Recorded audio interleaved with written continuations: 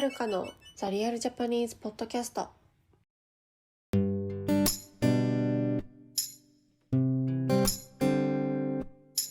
はい、皆さんこんにちは。お元気でしょうか？はい、ということで今日は、タイトル通り東京もんじゃ vs 大阪お好み焼きというお話をしたいと思います。はい。もんじゃとお好み焼きどちらも、日本の伝統的な料理なんですけど、知ってますか？食べたことありますか？お好み焼きはね、有名ですよね。日本の、伝統的な料理としてたこ焼き、お好み焼き、寿司みたいな感じで有名だと思うんですけど、もんじゃって知らない人多いですよね。そう。確かに実際にお好み焼きは、一応全国で食べられる。一番有名なのは大阪。あとは広島焼きっていうまたちょっと違うスタイルのお好み焼きのようなものがあるんですけど、日本にもお好み焼きのお店あるし、北海道とか、いろんなところにあるんですけど、もんじゃって基本的に関東って言っても東京の一部のエリアでしかないような食べ物なんですね。もんじゃ焼きのお店っていうのは東京にはいくつかあるんですけど、そんなにない。そう。で、関東の中にも調べると、群馬県とか埼玉、栃木にはあるらしいんですけど、そんなにない。お好み焼きの方が有名なんですよね。東京出身の私としてはちょっと悲しいんですけど。でもね、もんじゃとお好み焼きって材料すごく似てるんですよね。そう。だからね、結構比較されることが多いんですけど、なんで私が今回この話をしたいと思ったかというとですね、この間私の生徒さんが東京に遊びに来たので、一緒にもんじゃ焼きを食べに行ったんですね。はい。で、そのもんじゃ焼き、もんじゃを食べてる時に、お好み焼きともんじゃって似てるけど、ルーツは同じなのかなとか、なんで関西と関東で変わったのかなとか、なんでもんじゃって人気ないのかなとかいろいろ考え始めたのね。で、それを私はペイトリオンのブログに書こうと思って、帰った後ね、こうブログをこうやって書いてたんだけど、調べてみると結構複雑な歴史があるんだよね。で、面白いなと思って。で、ブログにするにはちょっと、複雑っていうか長かったので、今回じゃあ、ポッドキャストでお話ししようと思って、今回このエピソードを作ってみることにしました。はい。じゃあ、まずね、お好み焼きともんじゃの説明をしたいと思います。はい。ですね、お好み焼きももんじゃ、もんじゃ焼きって言ったりするんですけど、もんじゃも、どちらも鉄板焼きの一つ。で、粉物って言われますね。粉物料理。はい。粉物料理っていうのは主に小麦粉を使っている料理のことで、他にはね、たこ焼きとかも粉物料理かな。あとパンケーキとか。あとは韓国料理のチヂミも、粉物って言われているらしいです。はい。粉物、でも一番粉物の代表はやっぱお好み焼きともんじゃとたこ焼きって感じかな。そう。どちらも小麦粉が材料ってことね。はい。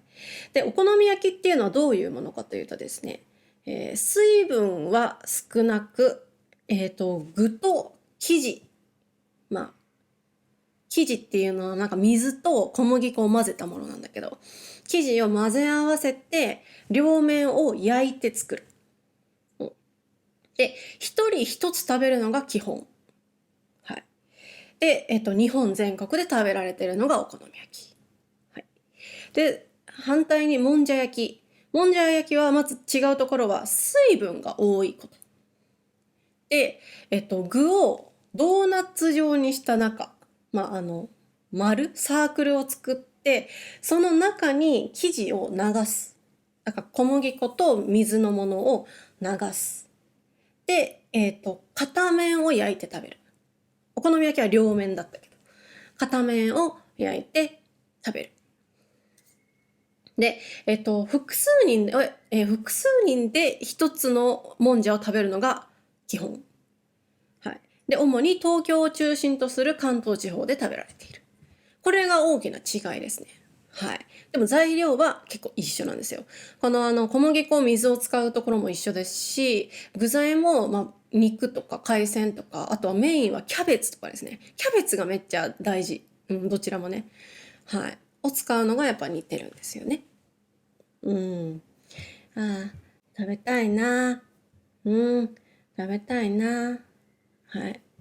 そんな感じなんですけれども、そこでね、やっぱりこんなに作り方が一緒で材料が一緒。作り方は違うけど、材料が一緒だからさ、なんか、じゃあルーツは一緒なんだろうなと思って調べたんだけど、これがね、なんか意味不明なのね。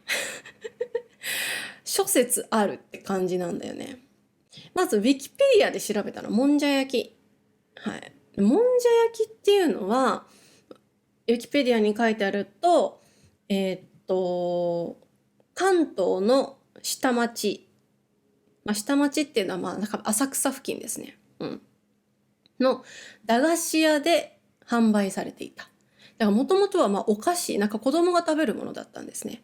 駄菓子屋で販売されていて、関西で流行っているお好み焼きを子供向けに店で作って販売しようとして、間違えて汁を入れすぎた。なんか水だね。汁を入れすぎて失敗したところから始まったと言われている。だからお好み焼き作ろうとしたら失敗しちゃったのがもんじゃってことだね。はい。で、後に子供たちが文字を書いて遊びながら食べていた。はい。そのぐちょぐちょになったもので子供たちが文字を書いて遊んで最後にそれを食べるみたいな感じだったらしいです。はい。確かにね、もんじゃはね、駄菓子屋から始まってるんですよね。だから、今のもんじゃって、一つ、1500円ぐらいするんだけど、昔は100円以下、80円とかね、してたんだよね。でもその80円の頃はね、もちろん今みたいに肉とかも入ってないし、キャベツとかも全然入ってなかったと思う。で、その後に、戦争が終わってから、浅草付近で、流行り始めて、今のスタイルになったっていう感じ。はい。で、もんじゃ焼きは確かに浅草付近にめちゃくちゃいっぱいお店があります。特に、浅草の近くの月島っていう駅には、もんじゃストリートっていうもんじゃのお店がいっぱい並んでるところがあって、そこはほんともんじゃの街って言われてる。月島といえばもんじゃ。もんじゃといえば月島って言われてますね。はい。でもね、こう考えたら、お好み焼きからもんじゃが生まれたんだなって思うじゃん。でもね、お好み焼きのを、ウィキペディアで調べてみると、現在のお好み焼きに近いものとしては、明治で、東京で定着していたもんじゃ焼きから派生し、生まれて、昭和の初めに東京を中心に流行したどんどん焼き。どんどん焼きっていうのはお好み焼きの前のスタイル。ね。どんどん焼きがあって、そのどんどん焼きがお好み焼きに変化したって書いてある。矛盾してない？だってもんじゃにはさ、お好み焼きが流行ってて、それが失敗して東京で流行ったわけじゃん。でも、お好み焼きの歴史のところには、もんじゃ焼きからどんどん焼きが生まれて、そのどんどん焼きがお好み焼きになったって書いてあるんだよね。ウィキペディア矛盾してるよっつって。いや、だからね、私いっぱい調べたんだけど、どこのサイトも書いてあることがね、違うの。そう。だから、結論何が言いたいかというと、どっちが先に生まれたのか不明ってことですね。不明。うん。だから調べていくと、お好み焼きは安土桃山時代、江戸時代の前ですね。江戸時代の前に、お好み焼きみたいなものが作られていたらしいんだけど、なんかそれは中国から伝わった食べ物で、お好み焼きっぽいんだけど全然違うらしいんだよね。で、一方で、もんじゃは、江戸時代に文字焼きというその文字をね、なんか書く、なんかお金がなかったから、その時代って江戸時代の末期かな、確かに紙とかペンとかがなくて、子供たちが文字が書けなかったから、その小麦粉と水をなんていうの合わせて、それで文字を書いて遊んでたのが文字焼きって言われて、それがもんじゃ焼きになったっていう説もある。でそうするともんじゃは江戸時代に始まってるのね。でさっきのお好み焼きの説明だと安土桃山時代から江戸時代の前なの。そうだからお好み焼きの方が歴史が長いのかなってちょっと思った。でもその安土桃山時代のものはお好み焼きとは全然違うスタイルらしいんだよね。そう、難しいかなと思う。なので私が考えた私の説ね、私が考えたのはその安土桃山時代のものはお好み焼きっぽいものだけどお好み焼きじゃない。だからお好み焼きの歴史とは言いにくい。でもんじゃの文字焼きが流行ったのは江戸時代で、その文字焼きもうちょっとよくわかんないね。もうわかんない。私の説もよくわからないのでやめます。ちょっと頭がよくわからなくなりました。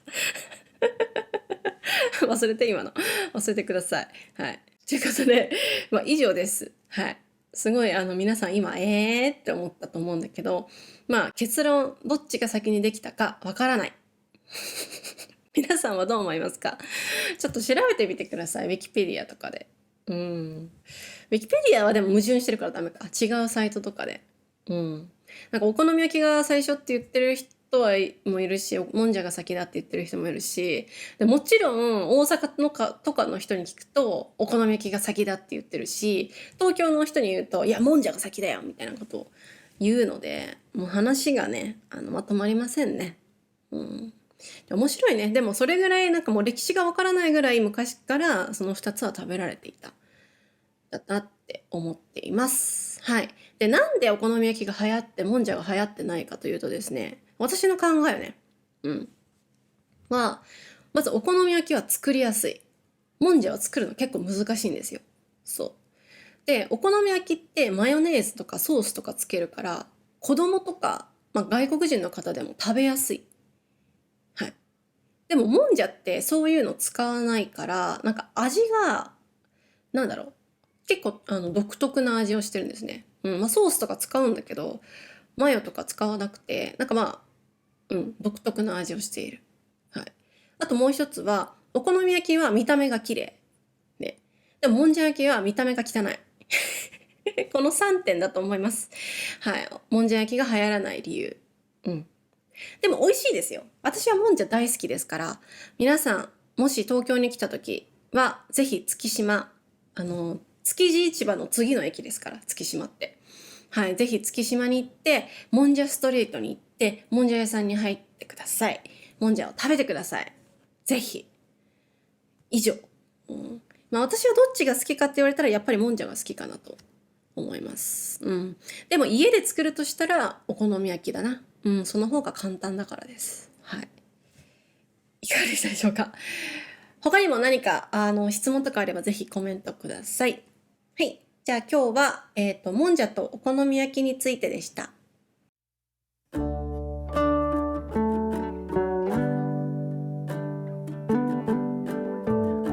はい。今日話した話、またトランスクリプトを作りますので、私のウェブサイトをチェックしてみてください。あと、Twitter、Instagram、YouTube、こちらのフォローもお願いいたします。あと、ミートアップイベント、友達クラブのミートアップイベントのスケジュールをお伝えします。11月18日が台北、昼。12月8日、福岡、夜。で、1月13、東京、夜。はい、この3つのイベント、予定しておりますので、参加したい方はぜひ、私のウェブサイトからチケットを購入してください。チケット1500円でちょっと高いなと思うかもしれないんですけど、飲み物とかお菓子とかあとピザも用意して無料で用意しますので、ご飯食べるって考えたらちょっと安いんじゃないみたいな感じです。はい。お待ちしてます。はい。あと、ペイトレオン、こちらのメンバーも募集しております。ペイトレオンね、今まであんまりちゃんと更新してなくて、本当申し訳なかったんですけど、今から、週2回ブログを更新と、2週間に1回、お休みポッドキャスト、別の、ポッドキャストのエピソードをアップする予定なので、ぜひ興味ある方、参加お待ちしております。はい。あと、会話レッスンとシャドーイングコースの新しい学生も募集しておりますので、話す練習したい方、ぜひ参加してください。で、今ね、シャドーイングの新しいコンテンツを私は作成しております。そのコンテンツはまたサブスクリプションとかではなくて、私が作ったコンテンツを購入してもらうっていう感じのスタイルなんですけど、はい。どんな内容になるかというとですね、レストランの予約とかの電話とか、レストランに入った時にどういう会話をするかとか、あとは友達と会った時にどういう会話をするかとか、いろんなシチュエーションのものを発売していく予定ですので、お楽しみに。はい。以上。はい。